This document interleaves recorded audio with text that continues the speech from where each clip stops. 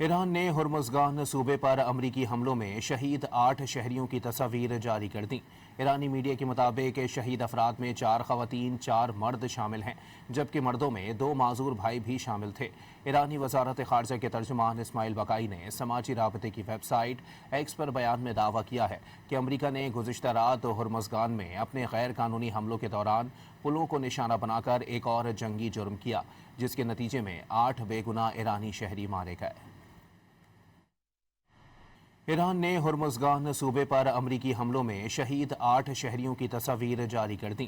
ایرانی میڈیا کے مطابق شہید افراد میں 4 خواتین 4 مرد شامل ہیں، جبکہ مردوں میں 2 معذور بھائی بھی شامل تھے۔ ایرانی وزارت خارجہ کے ترجمان اسماعیل بقائی نے سماجی رابطے کی ویب سائٹ ایکس پر بیان میں دعویٰ کیا ہے کہ امریکہ نے گزشتہ رات ہرمزگان میں اپنے غیر قانونی حملوں کے دوران پلوں کو نشانہ بنا کر ایک اور جنگی جرم کیا، جس کے نتیجے میں 8 بے گناہ ایرانی شہری مارے گئے۔